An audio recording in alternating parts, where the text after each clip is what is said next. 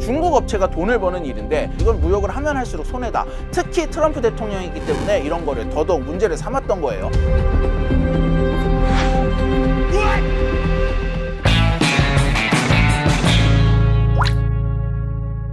같은 얘기도 이 집에서 들으면 더 맛있습니다. 뭐든지 귀에 빡 박히게 설명하는 귀에 빡종원입니다. 지난 시간에 이어서 오늘도 이 중국이 전 세계 유통망에 어떻게 시한폭탄을 심어나가고 있는지에 대한 이야기를 이어가 보도록 하겠습니다. 테무, 알리, 쉬인 뭐 이래가지고 알퇴시라고도 부르는 중국 이커머스 3인방은 전 세계에서 활약을 하고 있는데 우리나라부터 얘기를 하자면 사실 테무보다는 알리를 더 많이 쓰실 거예요. 우리나라에서 지금 알리익스프레스가 어디까지 치고 왔냐를 보면은 이커머스 1위가 쿠팡이고 뭐 압도적인 1위죠. 2위가 11번가인데 지금 알리익스프레스가 11번가를 코 밑까지 바짝 쫓아갔거든요. 지금 쿠팡이 5개 분기 연속으로 흑자를 내고 있어요. 굉장히 긴 인고의 시간을 거쳤죠. 이 소비자들이 물건을 구매하는 이 어떤 유통의 헤게모니를 오프라인에서 온라인으로 가져왔다라고 볼 수 있는 딱 이때 중국 업체들이 딱 들어온 거예요. 우리나라 2위 업체가 되는 건 지금 시간 문제로 보고 있습니다. 원래 알리익스프레스가 굉장히 각광을 받기 시작을 한 게 그렇게 오래되지 않았어요. 우리나라에 들어와 있었지만 짝퉁이 너무 많고 품질이 너무 별로고 그다음에 배송도 오래 걸리고 이런 식으로 시장에 점유를 하다가 마동석 배우를 모델로 쓰기 시작을 했죠. 이게 근데 굉장히 이미지 쇄신에 많이 도움이 됐다고 해요. 직구 형이 싹 바꿔줄게. 메이저급의 배우가 광고 모델로 나서면서 알리 한번 써볼까 이런 사람들이 늘어났고 그러다가 최근에 또 한 번 크게 이용자 수가 뛴 게 K베뉴라는 메뉴가 알리 앱에 보면 생겼어요. 저도 처음에 K베뉴가 뭐지 했는데 네이버나 쿠팡에 우리나라 업체들이 들어가서 물건을 팔고 있잖아요. 똑같이 알리가 시작을 한 거예요. 여기서 차별점이 뭔지 아십니까? 수수료를 한 푼도 안 받아요. 이 업체들한테. 네이버나 쿠팡에서 받는 수수료가 한 10에서 20% 정도 된다라고 알려져 있거든요. 이러면서 슬슬 한국 업체들이 입점을 하고 있기 시작을 해요.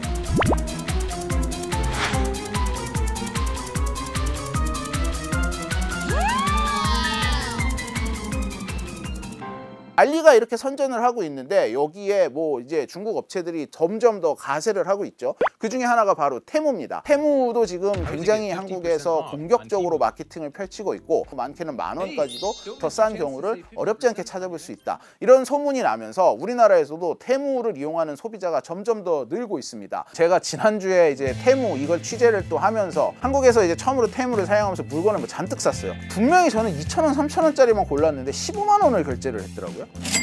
슬로건이 억만장자처럼 쇼핑하기잖아요. 억만장자 된 것 같으셨어요? 왜 세상에서 가장 럭셔리한 행동이 요플레 딴 다음에 이것만 먹고 다 버리는 거라고 하잖아요. 약간 그런 느낌을 받았어요. 마감이 형편없는 제품도 몇 개 섞여 있었고 온갖 잡동사니들을 다 시켰는데 참 실망스럽습니다.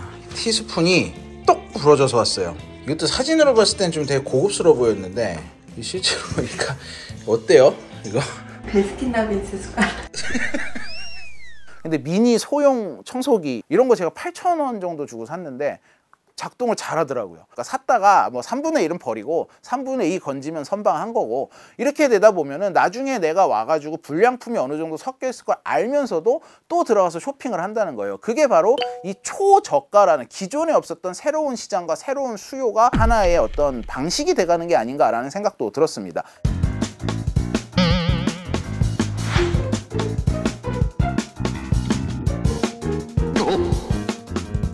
먹는 게 문제가 아니라 인천 세칸에서 그걸 분류하는 시간이 더 걸려요. 2, 3일이 걸려요. 너무 많아가지고.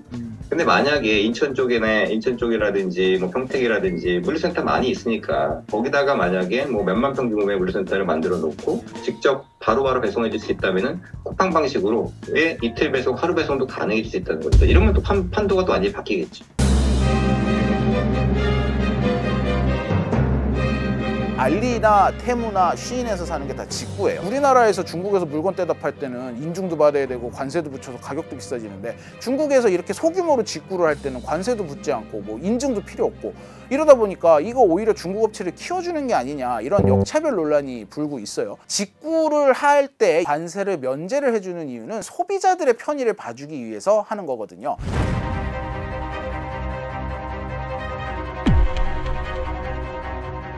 유행처럼 번지고 있는 게 지금 뭐 테무라든지 알리익스프레스에서 물건을 사가지고 와서 국내 당근마켓이라든지 중고나라에 엄청나게 올려요. 올리고 나서 이제 실제로 그걸 수익을 내는 분들이 굉장히 많아요. 직구로 들어온 상품들은 어떠한 경우에도 재판매를 절대 하면 안 되는 거거든요. 왜냐하면 이거는 부가세라든지 뭐 관세법이라든지 다 포탈하는 둘 다 범죄가 될 수 있는 부분이거든요. 다 관세를 내고 전부 다 국내 캐시 인증 기준을 받아서 그렇게 운영하시는 분들한테 직접적으로 엄청난 타격을 입힐 수가 있는 부분이고요. 이걸로 뭐 지금 대규모 처벌이 이루어지거나 이러진 않는 걸로 알고 있는데 워낙에 알리와 테무가 커지고 있으니까 역차별 논란에 이어서 불법을 행하는 이런 행위가 점점 더 늘어나게 된다라는 우려도 나오고 있습니다. 그러면은 다른 나라들은 어떠냐? 다 똑같습니다. 당장 미국만 해도 우리보다 무관세로 해주는 이 금액이 더 비싸요. 미국은 800불까지는 무관세가 가능합니다. 이러다 보니까 특히 중국 물건에 한해서는 이 무관세를 아예 없애야 된다라는 법안이 지금 미국 의회에 상정이 돼 있는 상황이거든요. 또 멕시코 같은 경우도 지금 유통업계가 발칵 뒤집혀졌는데 멕시코는 무관세가 50불까지라고 해요. 그런데 테무나 알리에서 49.99달러까지밖에 신고를 안 하는 거예요. 실제로 물건 가격이 49.99달러짜리 이상이 많이 없기도 하지만 그게 넘어도 이 신고서를 작성할 때 얘네들이 속여가지고 49.99달러로 쓰는 것 같다라는 지금 의혹이 나오고 있거든요. 지금 뭐 유럽도 그렇고 전 세계가 이 중국산 물건에 대해서 관세를 어디까지 유예해줘야 될 것이냐에 대한 논의가 일어나고 있고 이 정말 뭐 발등에 불이 떨어진 상황이다 이렇게 보는 시각이 많습니다.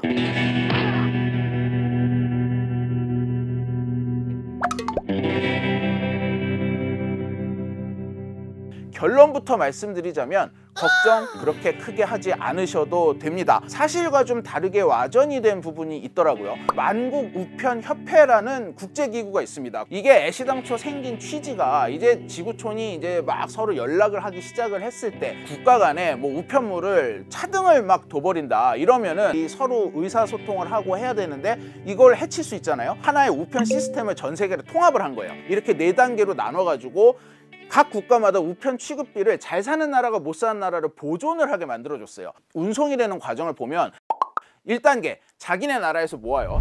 2단계 국경을 건너요. 3단계 도착한 나라의 우체국이 이거를 집화를 하고 배송을 합니다. 잘 사는 나라가 못 사는 나라에게 보존을 하도록 한 이게 3단계에 해당이 됩니다. 중국이 우리나라에서 무료 배송을 할 수 있는 건 전부 다 우리나라 세금 때문이다라는 얘기가 여기서 나오는 건데 알리로 주문해서 물건 받아보시는 분들 아실 거예요. 전부 어디가 배송해요? CJ 대한통운이 하고 있습니다. 테무 같은 경우는 한진과 전속 계약을 해가지고 전부 택배 회사에서 이 물동을 담당을 하고 있습니다. 우체국으로 할 경우에는 배송비는 쌀 수 있지만 이게 한 달이 넘게 걸리기 때문에 알리나 테무도 우리나라에서 사업을 확장해야 되는 입장에서 한 달씩 걸려서 배송을 할 수가 없잖아요. 이 우체국이 손해보는 부분은 거의 없다 이렇게 보시면 될 것 같고, 이거는 우정사업본부에 확인을 해본 결과 2등급과 3등급 국가 사이에 보존하는 이 액수는 그렇게 크지 않다고 해요. 이때까지만 해도 알리에서 우리나라에 들어오는 물건의 양이 그렇게 많지 않았다. 이 두 가지를 놓고 봤을 때 우체국이 이제 손해본 비용이 거의 없다라고 하는 게 우정사업본부의 해명입니다. 이 1등급 국가는 선진국으로 분류가 돼서 2등급, 3등급, 4등급과 다르게 좀 많이 이 비용을 부담을 하도록 규정이 돼 있었어요. 500g짜리 소포를 뉴욕에서 베이징으로 보낼 때 $50가 드는데 베이징에서 뉴욕으로 보낼 때는 $4도 들지 않았어요. 이만큼 차이가 거의 한 10배 차이 나죠. 이 배송 비용이. 중국에서 들어오는 물건은 점점 늘어나는데 미국 입장에서는 이건 무역을 하면 할수록 손해다. 특히 트럼프 대통령이기 때문에 이런 거를 더더욱 문제를 삼았던 거예요. 그래가지고 이 당시에 UPU, 이 국제기구에다가 우리는 탈퇴를 하겠다 하면서 UPU가 이 규정을 바꿨습니다. 이 자율 부과를 할 수 있도록 바꿨어요. 정리하면 미국은 좀 손해볼 수 있지만 한국은 크게 손해보는 게 없다는 말씀이시죠? 그렇죠. 약간 테무에서 나온 대변인 같기도 한데 뭐 가능하십니까? 천안문 사태는 역사적으로 진짜 걱정해야 될 부분과 좀 걱정을 내려놔도 될 부분을 나눠서 봐야 우리가 이 어떤 대책에 집중을 할 수 있지 않겠습니까? 하여튼 배송비 부분은 걱정 안 하셔도 되지만 관세 부분은 우리가 좀 이제부터 좀 눈여겨봐야 될 필요가 있다. 이런 말씀을 드립니다. 개인정보 괜찮나요? 중국은 항상 그런 게 문제인데. 핀도어더가 미국에 처음 2022년에 진출을 했을 때 중국에 그대로 본사가 있는 상태로 앱을 앱스토어에 올렸단 말이에요. 근데 이 앱에서 말웨어가 발견이 됐어요. 개인정보를 빼고할 수 있는 백도어라고도 하죠. 말웨어가 발견이 되면서 이 구글에서 스토어에 올리지 못하게 차단을 시켜버렸습니다. 이러면서 미국에서 이때 발칵 뒤집어졌어요. 이미 틱톡을 가지고도 개인정보가 중국으로 다 새나간다. 국가보안에 치명적인 이 약점이 되고 있다는 얘기가 나오고 있는데 미국에서 여전히 테무를 깐 후에 스팸 메일이 엄청 늘어났다. 테무를 깔고 내 계좌가 털렸다. 이런 영상이 사실인지 괴담인지는 모르지만 꾸준히 올라오고 있고요. 그런데 실제로 테무나 쉬인 같은 데는 복잡한 경로를 통해서 겨우겨우 탈퇴를 할 정도로 어렵기 때문에 이런 부분들도 사실은 이 정보 보안에 좀 사실 취약한 부분 중에 하나라고 볼 수 있는 거죠. 중국과 미국 관계가 급격히 나빠지고 있어서 어떤 시장 경제보다는 정치권에서 입법을 통해서 제재를 할 이런 리스크가 커지고 있다. 이런 가능성도 있습니다. 미국도 제재가 그렇게 쉽지 않은데 우리나라가 과연 이렇게 테무와 알리를 제재를 할 수가 있을 것이냐? 저는 이렇게까지 세게는 못한다고 보거든요. 중국과의 관계도 있기 때문에. 요즘에 말이 나오는 것 중에 플랫폼법이라는 게 있잖아요. 그런 게 어떤 조치나 규제를 할 수 있는 역할을 하나요? 플랫폼법을 지금 공정거래위원회가 추진을 하고 있거든요. 근데 아직 구체적으로 어떤 내용이 담겨 있고 어떤 업체까지가 이 플랫폼법의 제재에 들어갈 것인가가 정확히 밝혀져 있지는 않지만, 근데 한 가지 확실한 거는 알리나 테무는 여기에 들어가지 않을 거라는 거예요. 왜냐하면 아직까지 매출의 규모가 이걸로 제재를 할 정도는 아니다라는 게 지금 공정위의 기준인 걸로 알려져 있거든요. 이렇게 되면 플랫폼법은 사실상 우리 기업에게 더 치명적인 약점이 되면 됐지 도움은 되지 않을 것 같다라는 게 지금까지의 전문가들의 분석이에요.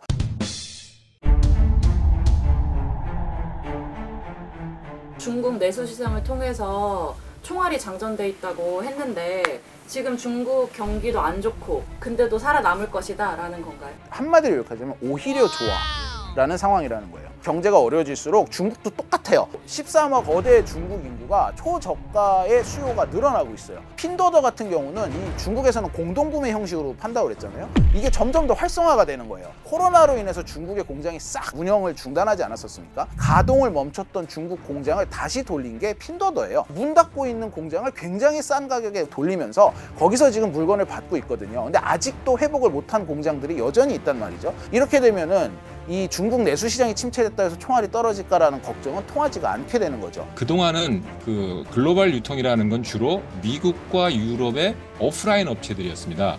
알다시피 미국의 월마트가 전 세계 진출하고 영국의 테스코, 프랑스의 까르푸가 전 세계 시장에 진출하고 이런 게 이제 글로벌 시장의 유통이었죠.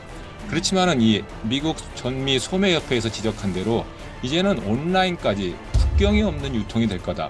그 선두에 바로 중국이 있는 것 같습니다. 그러니까 일단 소비자 입장에서만 보면 지금 국내 업체 쿠팡 가격도 내려올 수도 있고 너무 좋은 현상입니다. 유통업체끼리의 경쟁이 치열해지는 건 저는 이런 부분에 있어서는 굉장히 바람직하다고 봐요. 다만 우리나라 혈세가 들어가는 건 안 되죠. 이게 중국의 또 기업이 돈을 더 버는데 이용이 돼서는 더더욱 안 되고요. 유통망의 승자가 누가 될 것인가 좀 시간을 가지고 지켜보되 관세 부분은 우리가 좀 이제부터 좀 눈여겨봐야 될 필요가 있다. 이런 말씀을 드립니다.